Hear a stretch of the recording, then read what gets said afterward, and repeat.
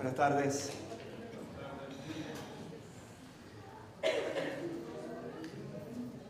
Gracias, hermanos, por esos cantos, otra vez, ese himno. Grande, grande, grande es tu fidelidad.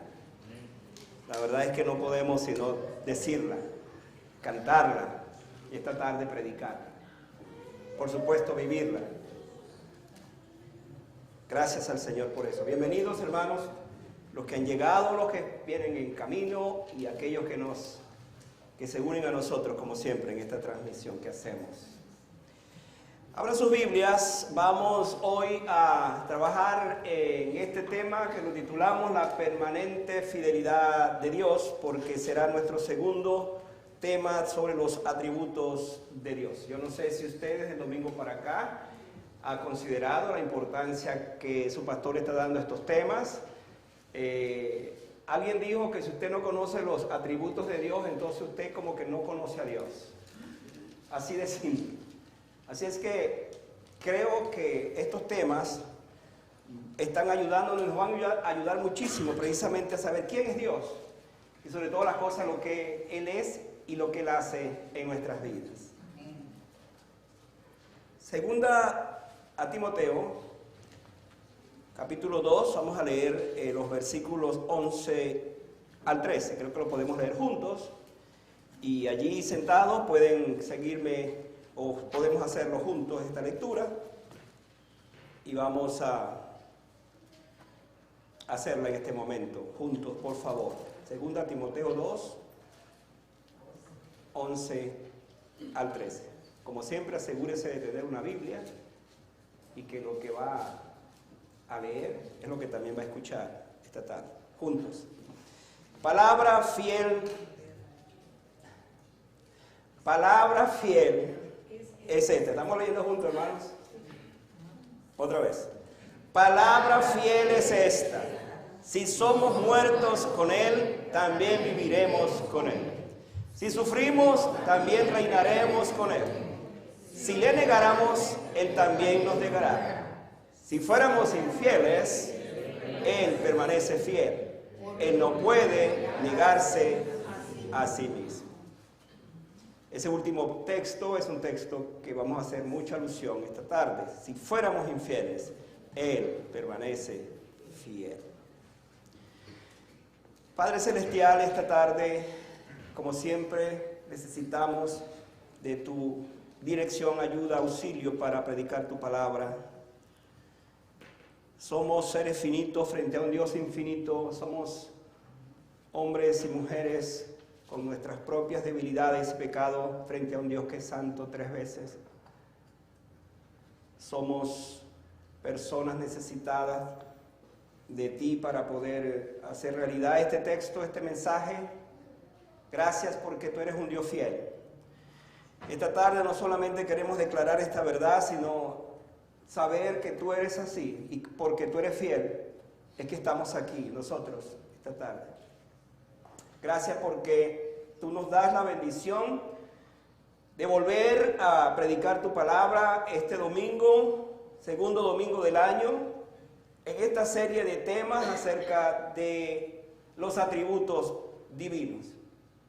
Estoy consciente como pastor de la enorme responsabilidad que conlleva la exposición, explicación de temas como estos, pero también estoy consciente de la necesidad de estos temas en nuestras vidas.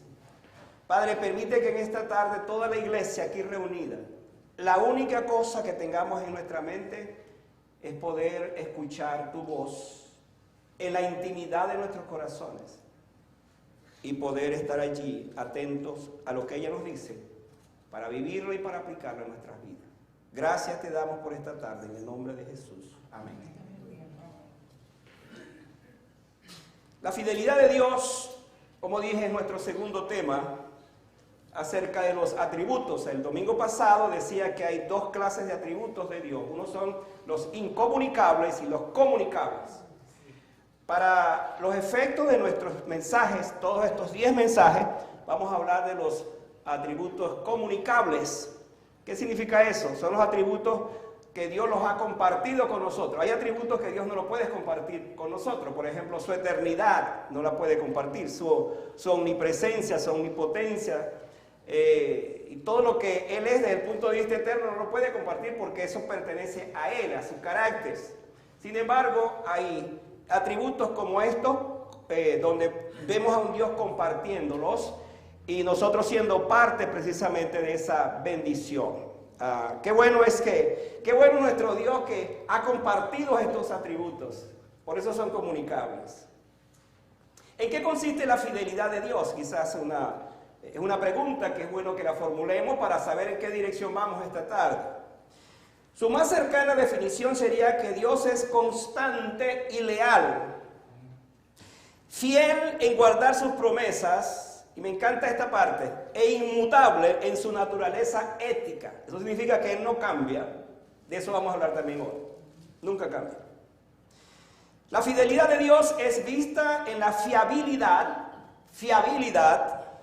porque Él actúa siempre de acuerdo con su naturaleza y su carácter, y según las promesas que ya anticipadamente nos ha dejado, para que nosotros nos apoyemos en ellas.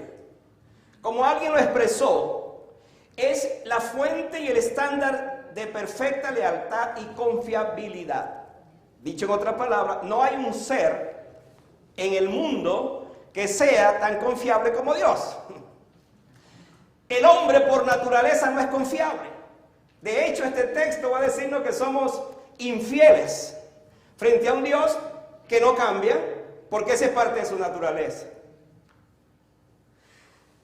Si esta cualidad, o sin esta cualidad, quiero decir, Dios no sería Dios. O sea, si Dios no es fiel, entonces no puede ser Dios. Fue este atributo lo que sostuvo a Israel como pueblo escogido, porque déjeme decirle que si hubo un pueblo que le dio razones a Dios para desecharlo, para acabarlo, fue Israel. Por allá nosotros leemos en Deuteronomio 7:9, conoce pues que Jehová tu Dios es Dios, Dios fiel, que guarda el pacto y la misericordia a los que le aman y guarda sus mandamientos hasta 1000 generaciones. Ese es nuestro Dios. Cuando uno lee más adelante a Jeremías, especialmente en sus lamentaciones, por allá en el capítulo 3, nos vamos a encontrar con ese célebre texto que tantos repetimos, pero que a veces lo repetimos como cualquier cosa sin entender las implicaciones de ese texto. Estoy hablando de Jeremías 3, 22 y 23, que dice, por la misericordia de Jehová no hemos sido consumidos. Y entonces sigue diciendo, porque nunca decayeron sus misericordias, nuevas son cada mañana, grande es tu fidelidad. Ese es el Dios que nos revela la Biblia en cuanto a su fidelidad.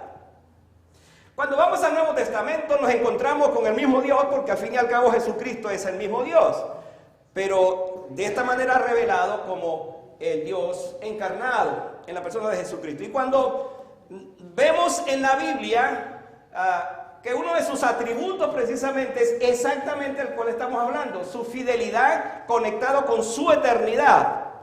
Por allá en Hebreos capítulo 13, 8 nos va a decir, Jesucristo es el mismo ayer, hoy y para siempre.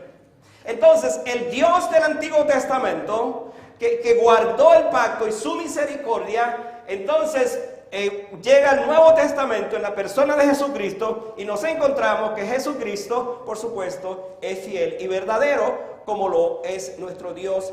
Y por cierto, eso lo aparece por allá en Apocalipsis. Amada iglesia, la fidelidad de Dios es permanente y ella explica su relación con los demás atributos.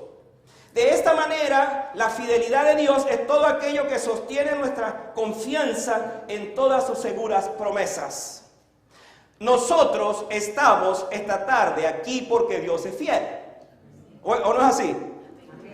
Si Dios tuviera que actuar en nuestras vidas como nosotros actuamos con Él, ninguno de nosotros estuviéramos acá.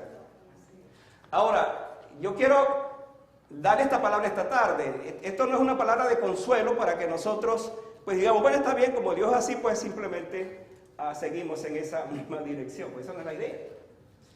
Entonces vamos a pensar en esto. Si la fidelidad de Dios es permanente, ese es nuestro tema, es permanente, no cambia. Entonces, ¿de qué manera deberíamos verla en nuestras vidas? ¿De qué forma? ¿Cuál sería el camino a seguir en esa fidelidad de Dios que nos toca muy de cerca? Voy a darle algunas directrices, algunas respuestas. Les animé la semana pasada a traer un cuaderno, a traer sus notas para que usted siga allí lo que su pastor está diciendo. Si usted es un buen estudiante va a hacer eso, si no, pues simplemente va a seguir ahí. La primera cosa que vamos a ver aquí es que esa fidelidad es vista en sus gloriosas perfecciones. Esto es un concepto bien interesante, porque si hay alguna perfección de Dios es su fidelidad. Cuando nosotros leemos en el Salmo 36:5, por ejemplo, el salmista dijo estas palabras: Jehová, hasta los cielos llega tu misericordia y tu fidelidad alcanza hasta las nubes. Esta es una manera poética, pero a la vez es una manera de definir la grandeza de esa fidelidad, la belleza de esa fidelidad, las perfecciones de esa fidelidad de nuestro Dios. Hablando de esas gloriosas perfecciones, la fidelidad de Dios es como el vestido del cual Él luce su carácter. Me encanta esa definición. Es el vestido que podemos ver cómo luce el carácter de Dios. En medio de tantos atributos que tiene, la fidelidad le viste y le hace lucir de esa manera. ¿Qué distintos somos nosotros? Con cuánta facilidad natural, casi natural, no siempre cumplimos lo que prometemos. Pareciera que hasta justificamos este asunto de no ser fiel al Señor dentro de las cosas que Él espera de nosotros. Pero cuán grande entonces y distinto es nuestro Dios, porque la fidelidad de Él es ensalzada en términos de sus dimensiones ilimitadas. En este salmo que leímos, pero también cuando hicimos referencia a Lamentaciones capítulo 3, versículos 22. Otra vez vean allí ese texto, dice, hasta los cielos, dice el salmista que es, pero en Lamentaciones vuelve entonces a referirse precisamente a ese aspecto de que por sus misericordias, por su fidelidad, entonces nosotros no hemos sido consumidos. Cuando vemos este atributo en otros textos de la Biblia, por ejemplo, en Daniel capítulo 4, 35 dice, y no hay quien detenga su mano y le diga qué haces, a referirse entonces por qué Dios es fiel, por qué Dios se mantiene de esa manera. En Isaías 14, 27 dice, porque Jehová de los ejércitos lo ha determinado y quién lo puede impedir. Es interesante este atributo porque nos habla entonces de ese Dios que permanece de esa manera, que actúa de esa manera. ¿Y quién le puede decir lo contrario? Pero nosotros, sus hijos, sus criaturas, somos bendecidos al saber que Él permanece en esa fidelidad. Por eso no hemos sido consumidos. Dios no tiene, amados hermanos, pensando en que su misericordia y su fidelidad son nuevas cada mañana. Dios no tiene una comida que la deja de un día para otro, ¿no? Solemos tener en nuestras casas de repente una comida que nos gusta, que nos ha gustado bastante, y la mantenemos allí. Y resulta que esa comida a lo mejor hasta sabe mejor el siguiente día. Hay algunas comidas, y no todas las comidas. Ahora, nuestro Señor no es así. Nuestro Señor no guarda una comida del día anterior para darnos el siguiente día. ¿Qué es lo que Él hace? La Biblia dice que nuevas son cada mañana. ¿Qué es lo que es nueva cada mañana? Pues sus bendiciones, sus misericordias, sus cuidados. Todo es nuevo porque así es Él, porque Él permanece en su fidelidad. Es la única manera como entendemos esto. De esta forma entonces decimos que sin la fidelidad de Dios los demás atributos están sin efectos. Voy a orientarles en cuanto a esta parte. Ante esto algunos teólogos piensan que la fidelidad de Dios es más que sus atributos. Porque pareciera que en efecto de la fidelidad de Dios dependen todos los demás atributos. Yo creo coincidir en eso porque me parece que es interesante. Por ejemplo, ellos lo explican de esa manera. La omnipotencia de Dios. Dios es omnipotente. ¿Qué significa eso? Que todo lo puede. Dios es omnisciente, significa que Él todo lo sabe. Y Dios es omnipresente, significa que está en todas partes. Pero esto, la omnipresencia, la omnipotencia, y su omnipresencia no sería una realidad sin su fidelidad.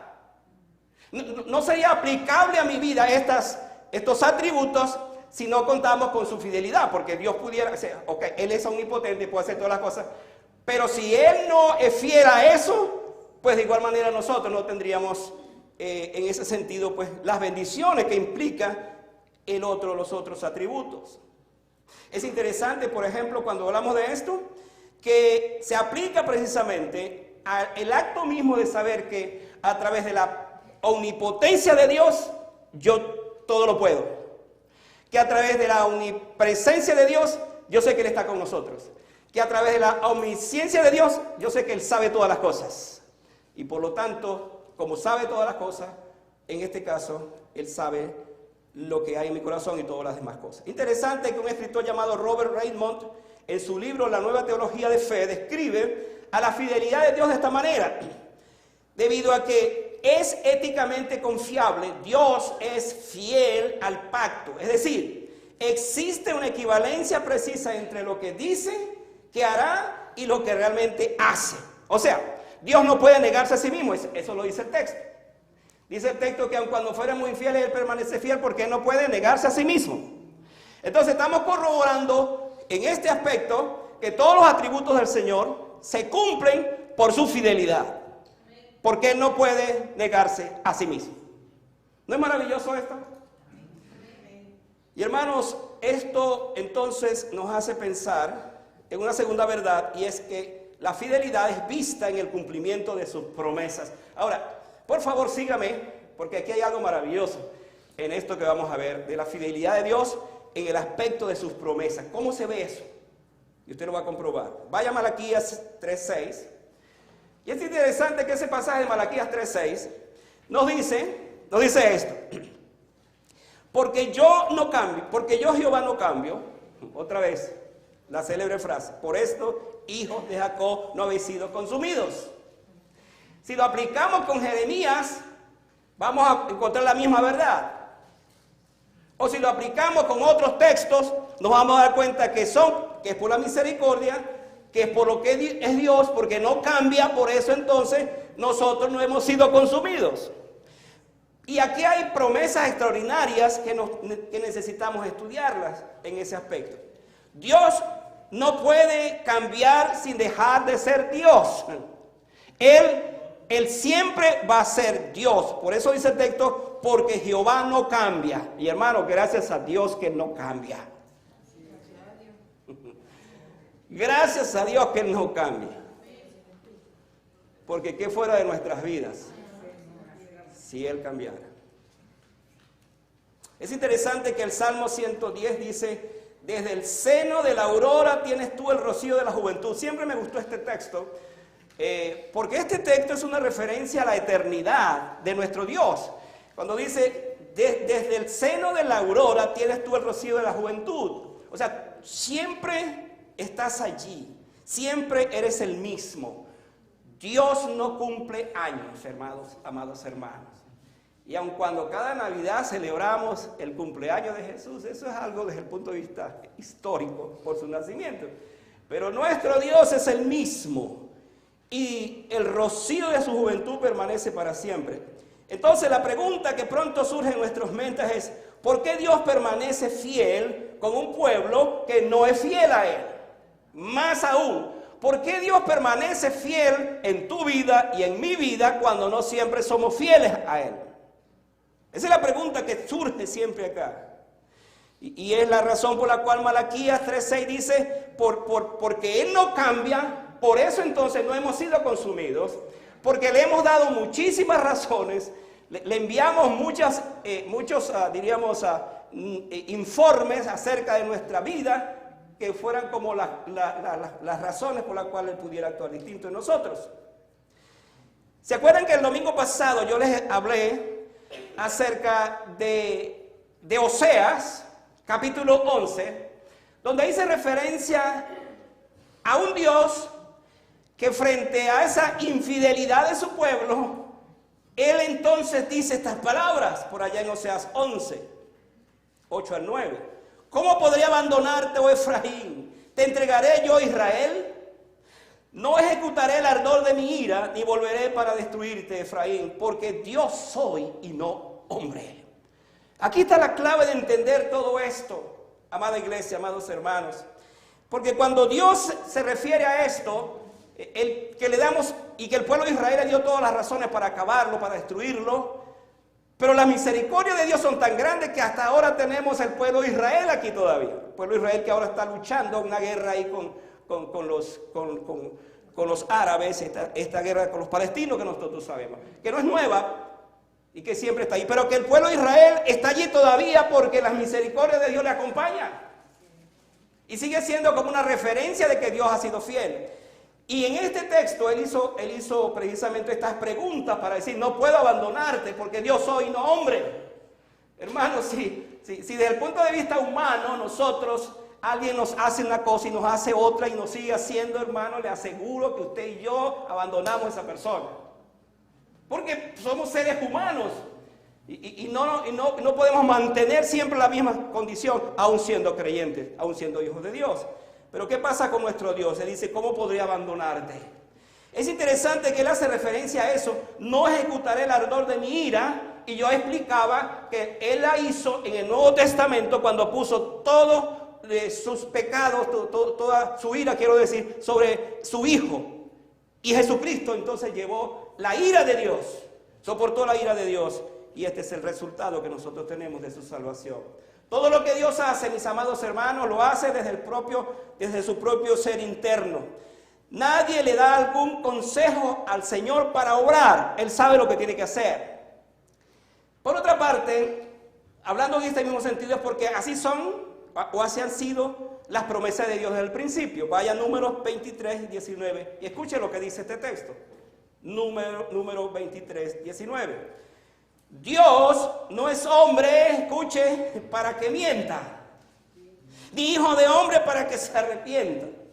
Él dijo y no hará, habló y no lo ejecutará. Por supuesto que todo esto nos dice que en efecto la razón por la cual Dios obra en sus promesas, que son seguras, es por esta determinación. Él lo dijo y él no miente. No es un hijo de hombre, no es como nosotros los seres humanos. Lo que quiere decir aquí el texto. Nosotros los seres humanos, por nuestra condición, tenemos la tendencia siempre a fracasar, a fallarle y a decir incluso cosas que no son conforme a la verdad.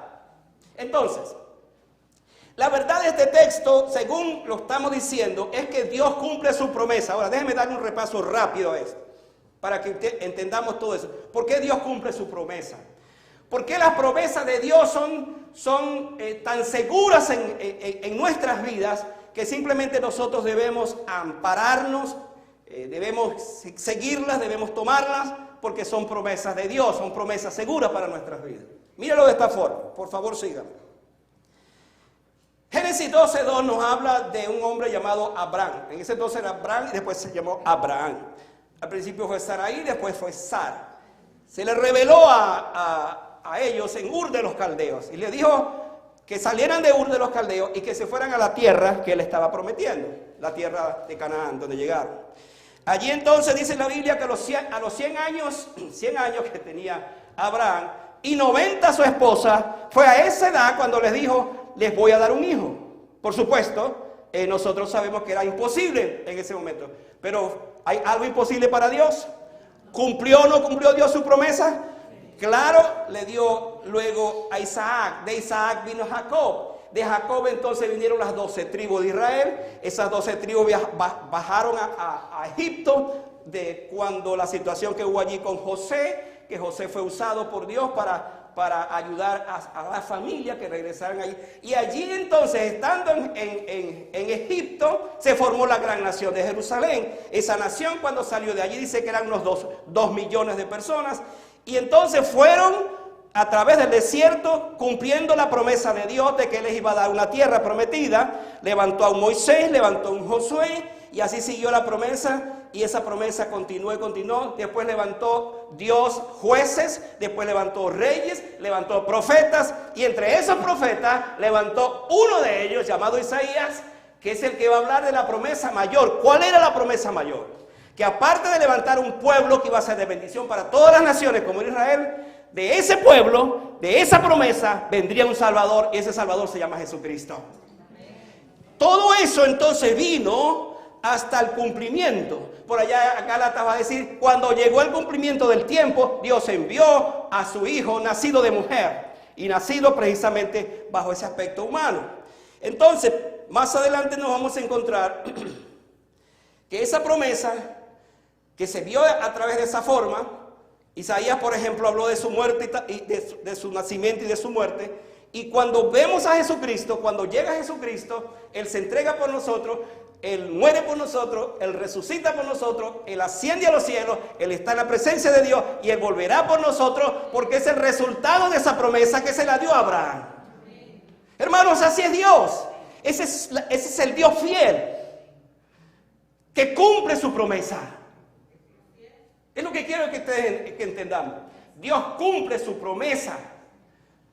Y nosotros, si estamos conscientes y persuadidos de eso, debemos decir gracias, Señor, porque yo sé que tú, como cumples tu promesa, tú cumplirás el anhelo de mi corazón, si es según tu voluntad y no mi voluntad. Interesante que Pablo va a decirnos después que ahora nosotros, esa promesa, consiste en lo que dijo, porque en Él, hablando de Cristo, habita corporalmente toda la plenitud de la deidad. Y vosotros estáis completos en Cristo, que es la cabeza de todo principado y potestad. Qué bendición entonces saber que nosotros frente a toda esta promesa contamos con nuestro Señor Jesucristo, la razón de nuestra vida, de nuestra salvación. La permanencia de la fidelidad de Dios. Su fidelidad no cambia. Este atributo, hermanos, es uno de los atributos que nos debe hacer sentir cada vez más llenos de la seguridad. Seguridad de en quién hemos creído y en qué dirección vamos. Si el Señor lo prometió, entonces lo creemos. La gente del Antiguo Testamento creyó esas promesas y algunos no las creyeron y perecieron, pero los que la creyeron, entonces a los que creen en su nombre, después va a decir Juan, les dio la potestad de ser hechos hijos de Dios porque creyeron en esa promesa y creemos en esa promesa. Nosotros hoy día, después que el pueblo de Israel desechó a Jesucristo como Mesías, porque a los suyos vino y los suyos no le recibieron, pero a los que le recibieron, a los que creen en su nombre, les dio potestad de ser hechos hijos de Dios, de los cuales somos nosotros ahora. En tercer lugar, hermanos, la permanente fidelidad de Dios es vista a pesar, ahora escuche esto, de mi infidelidad. Ahora la cosa se va a poner bien interesante. Estoy hablando de que ese Dios es fiel, pero a pesar de mi infidelidad, Dios es fiel. Vean lo que dice precisamente el texto que estamos leyendo, texto base. Si fuéramos infieles, Él permanece fiel. Ahora, este pasaje es interesante porque nos va a revelar entonces que hay un Dios que siempre está allí en su fidelidad, consciente de nuestra infidelidad. Déjenme explicarlo para que entendamos esto. ¿Se acuerdan ustedes cuando el pueblo de Israel salió de Egipto? Es interesante que la Biblia dice que ellos salieron con todo el gozo del mundo después de 400 años de estar esclavizados y salieron rumbo a la libertad. Moisés era el gran guía, el hombre de Dios que estaba allí dirigiéndoles en todas cosas, de todas maneras, en diferentes aspectos, llevándolos a la libertad. Llegaron apenas días a un monte que se llama el monte de Sinaí. Moisés le dice a su pueblo, quédense aquí, yo voy a subir, porque Dios me ha hablado para darme las tablas de la ley, para darme la ley que va a guiar a este pueblo. Pues Moisés duró 40 días allí, y el pueblo estaba aquí debajo. Y el pueblo dijo, este Moisés está durando mucho. Este Moisés no sabemos qué ha pasado con él. Entonces llamaron a Aarón y le dijeron, Aarón, Moisés se perdió. No sabemos dónde está. Haznos dioses, escuche esto. Haznos dioses que nos lleven a la tierra prometida.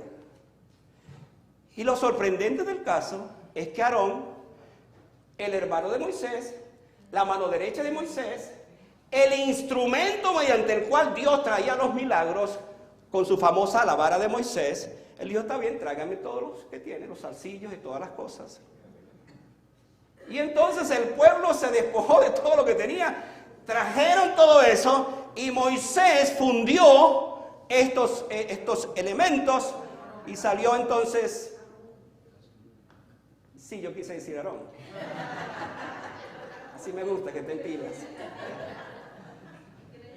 Porque Moisés está arriba, ¿verdad?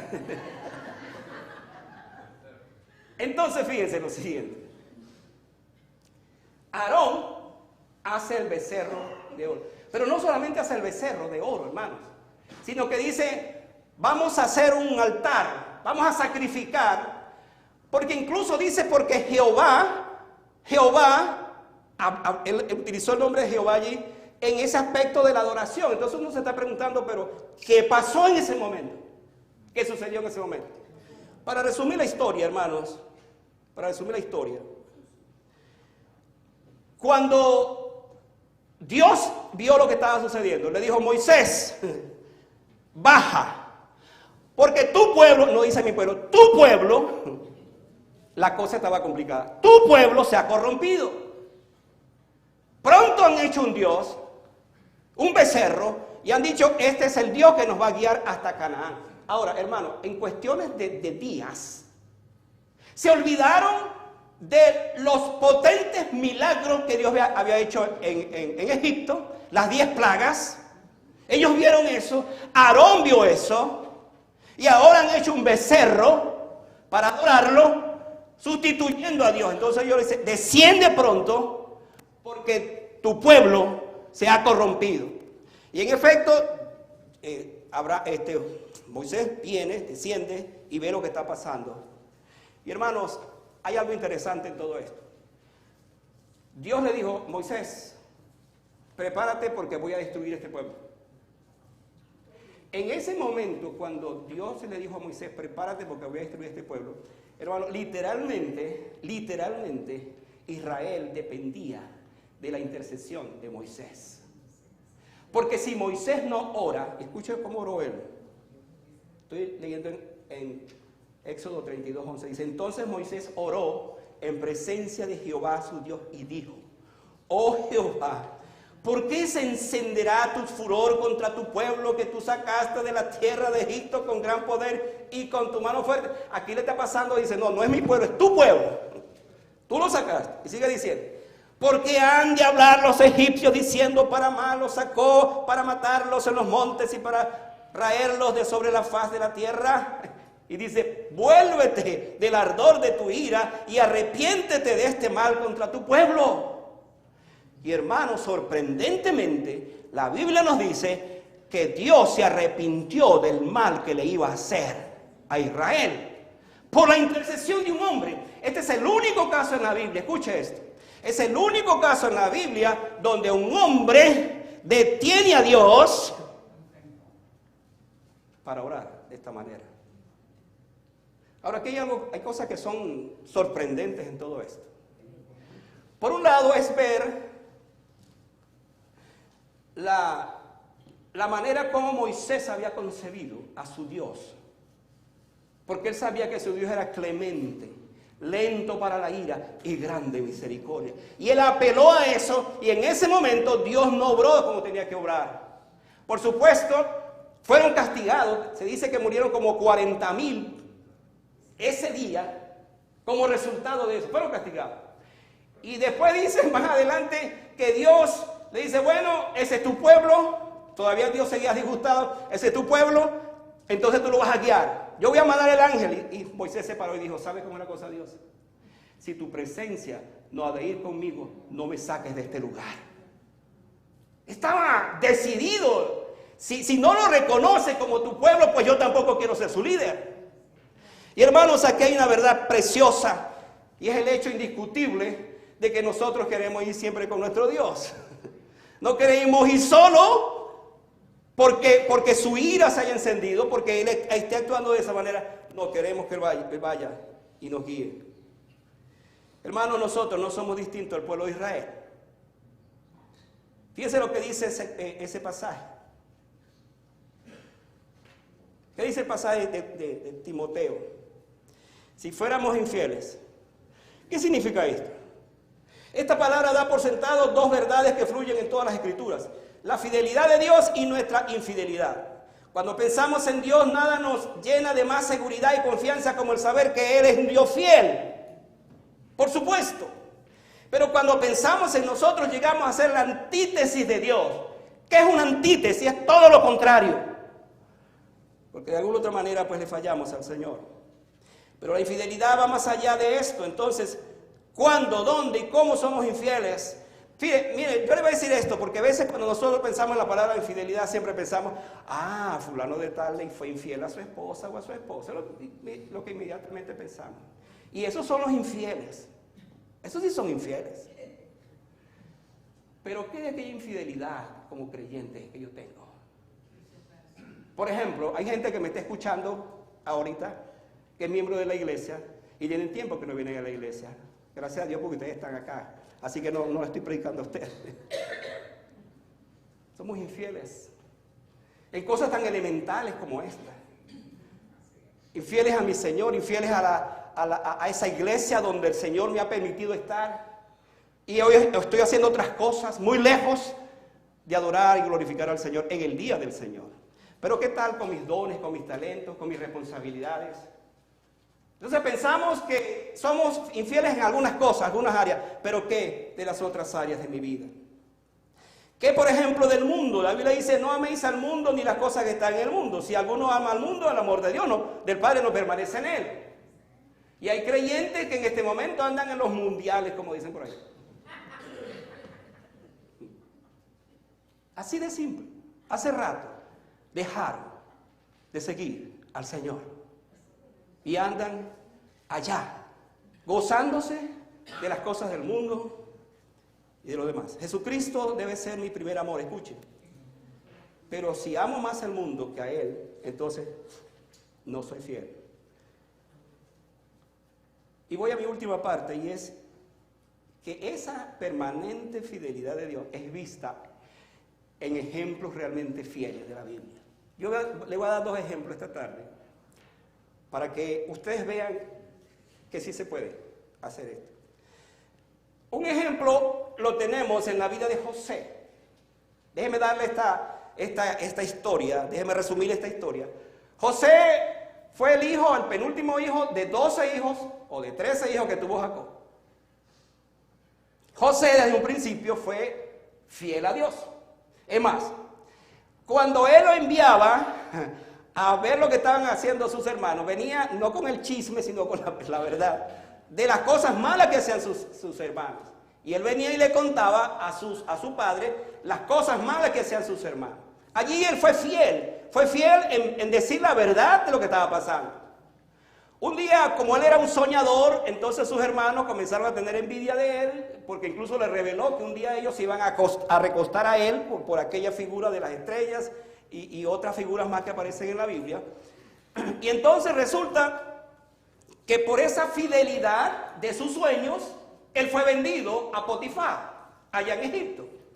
Estando allí en la casa de Potifar, él manifestó como nunca su fidelidad a Dios, estando allí por la situación que conocemos que pasó con la mujer de Potifar. Él fue fiel.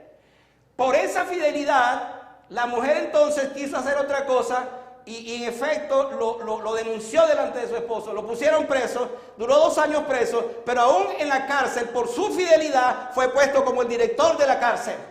Y hasta allí seguía siendo fiel.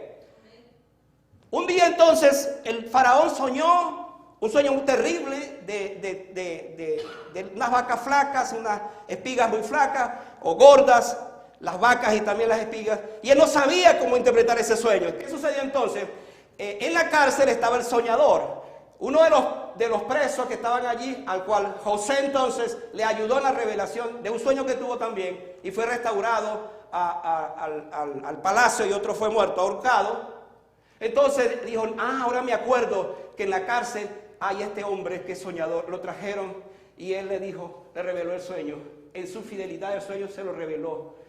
Y resulta esto, hermano, escuche lo maravilloso de esto. Resulta que entonces ese José, después que el faraón escuchó semejante cosa, dijo, pues no tenemos a más nadie en este palacio que sea capaz de hacer lo que José nos ha dicho, de administrar 7 años de abundancia con todos los cereales que había que cosechar durante ese tiempo, para cuando vinieran los 7 años de escasez. Y él dijo, no tengo más nadie, y José fue fiel administrador durante los 7 años en la casa del faraón. Pero no solamente eso, sino que él fue fiel entonces con su familia, porque las trajo de Canaán para que vinieran y vivieran allí en Egipto. Y en todo esto, hermano, aún lo más grande de José es que fue fiel y él no tomó venganza de sus hermanos, sino que se descubrió ante ellos y le dijo, yo soy el que ustedes vendieron. Y por la fidelidad de José, entonces hasta ese momento Dios estuvo con él y fue uno de los hombres más grandes de la historia que se conozca. Tanto así que él dio orden y dijo, cuando muera, entonces ustedes van a embalsamar mi cuerpo y no lo van a dejar aquí en Egipto, sino que se los lleven para enterrarlo en la tierra prometida posteriormente. Después de 400 años eso sucedió. Hermanos, sí se puede ser. Sí se puede ser. Según lo que estamos hablando aquí, sí hay auténticos creyentes que operan en esa atmósfera de fidelidad. Déjeme darle otro ejemplo para terminar. Este es un ejemplo de un hombre. Le voy a dar el ejemplo de una mujer. Una de las historias que a mí me encanta, de hecho tengo un estudio que he hecho completo y mensajes de eso, es la historia de Ruth, la moabita. ¿Quién era Moab? Moab, si no sabía, fue el producto de un incesto de las hijas de Lot que tuvieron relación sexual con él. Es un caso que a ustedes de repente les sorprende, pero fue así, fue un incesto. Salieron los moabitas y los amonitas. Y los moabitas fueron un pueblo, constantemente un pueblo enemigo para Israel. Tanto así que se opusieron cuando Israel venía en camino a la tierra prometida. Y dice la Biblia que Ruth se casó con uno de los hijos de Noemi y de Abimelech, que eran judíos.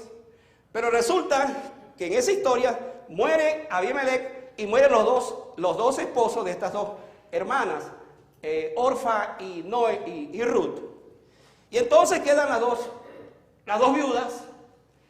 Y entonces Noemi le dice, mira Ruth, creo que lo mejor es que regreses a tu casa.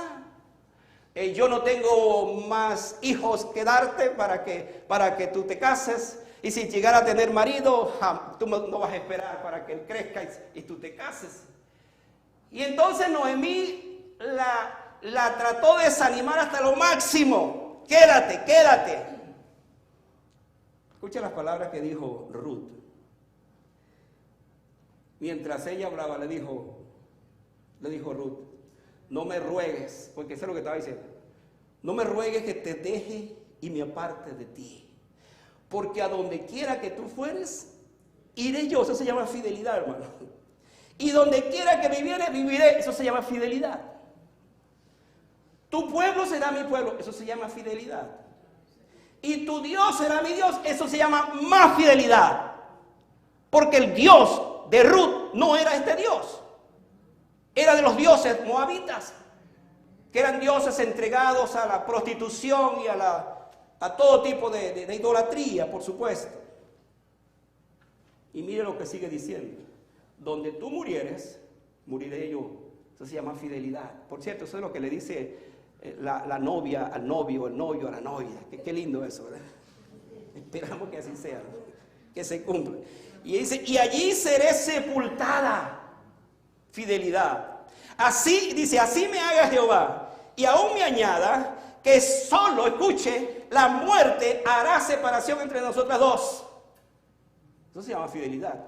Entonces, ¿qué dice la Biblia? Y viendo Noemí que estaba tan resuelta a ir con ella, pues no dijo más nada. Pues si es así, vente conmigo.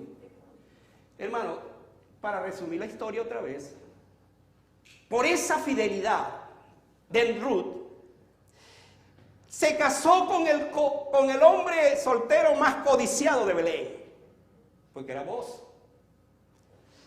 Se casó con ese hombre que era el pariente más cercano, después el otro más cercano, que dice la escritura, y se casó con Booz.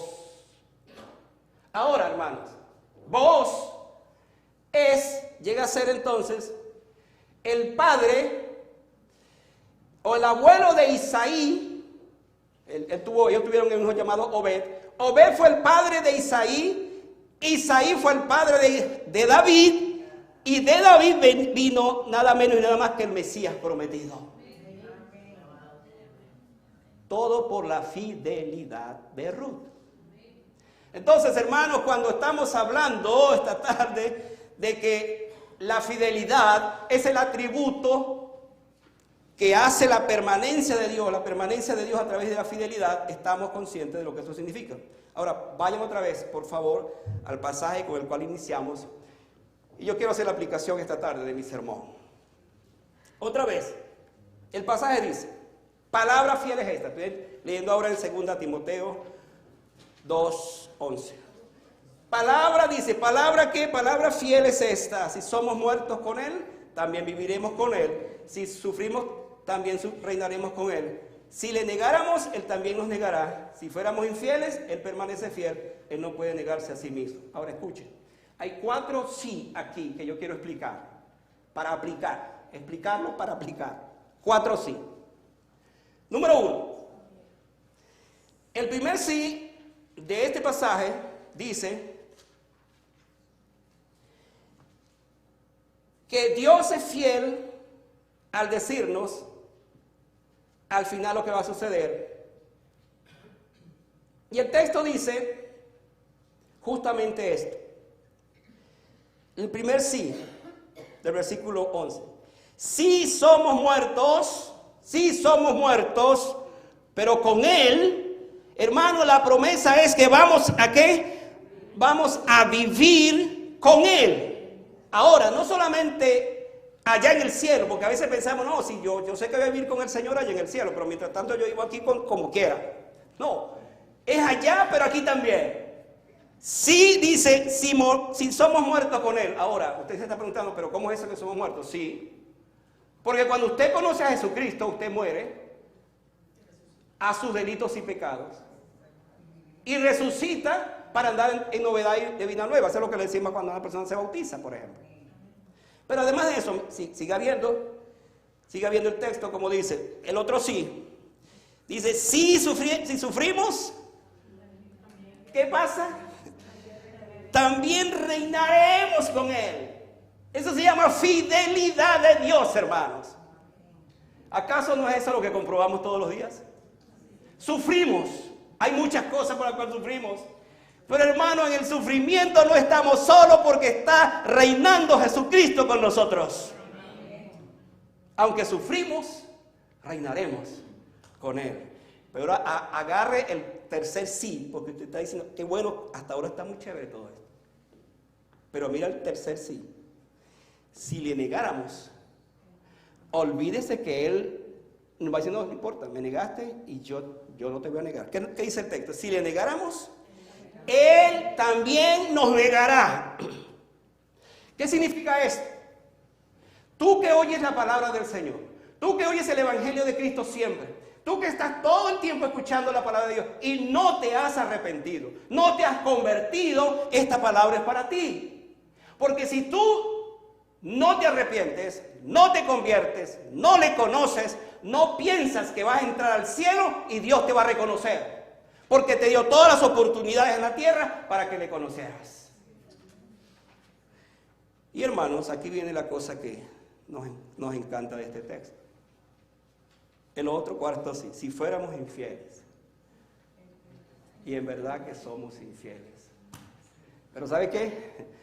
El Señor dice, si fuéramos infieles, Él permanece fiel. Y entonces yo me preguntaba, pero ¿por qué Dios entonces no dice lo mismo? Si fuéramos infieles, pues yo también voy a ser infiel contigo. Pero no dice eso. ¿Sabe por qué? Porque Dios es Dios, no puede negarse a sí mismo. Ese es su carácter. La fidelidad, dije que es la belleza de su carácter. Entonces no puede negarse a sí mismo. ¿Qué es lo que espera entonces? Que nosotros podamos amarlo, seguirle con fidelidad. Mire, estaba pensando, con esto y oramos al Señor. Estaba pensando en un texto que yo he llamado eso las matemáticas del cielo. Hay un sermón que tengo que se llama las matemáticas del cielo. ¿Se acuerdan de la parábola de los talentos? A uno dio 5, a uno dio 3 y a uno dio 1. El propósito del dueño de los talentos y de la hacienda era que cada uno de ellos produjera. Fíjense qué interesante, él no estaba tan interesado en que el que le dio 5 produjera 5, no era su interés, que produjera. El que le dio 2, que produjera, y el que le dio 1, que también produjera. El asunto es que los 2 primeros produjeron. El que le dio 5 llevó a 5 más, el que le dio 2 llevó a 2, pero el que le dio 1 lo enterró. Ahora, a esto es lo que quiero llegar. A los 2 primeros, independientemente de que uno tuvo 5 y otro tuvo 2, le dijo, en lo poco has sido fiel, sobre mucho te pondré. Y hermano, esa frase captura nuestro pensamiento, porque nosotros siempre seremos fieles en lo poco. Nunca seremos fieles en lo mucho. Por nuestra condición, nuestra naturaleza, nuestro estilo de vida, nunca somos fieles en lo mucho, sino en lo poco. Pero si somos fieles en lo poco, entonces tenemos un Dios cuyas matemáticas son distintas a las nuestras, que nos va a poner en lo mucho. Entonces, el texto nos está diciendo que seamos fieles en lo poco, por lo menos en lo poco. Ojalá seamos fieles en lo mucho, pero por lo menos en lo poco. Entonces, hermanos, todo esto, para que oremos esta tarde y podamos entender este aspecto, resumiendo todo esto. La fidelidad de Dios es permanente, no cambia. Porque yo no cambio, no habéis sido consumidos. Quizás tú esta tarde, como siempre, escuchas esta palabra, te llega, te toca, piensas, pero ¿sabes qué? Tú vas a salir de aquí igual.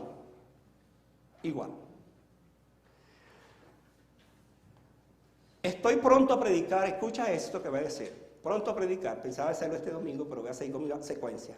El próximo domingo vamos a hablar del atributo del amor de Dios. Tremendo atributo. Pero pronto va a venir un mensaje titulado La paciencia de Dios, como atributo de Dios. Le aseguro, hermano, que ese mensaje no nos va a gustar mucho. ¿Sabe por qué? Porque la paciencia de Dios está llegando ya a su límite. Y entonces ahí es que tenemos que prepararnos para todo lo que viene.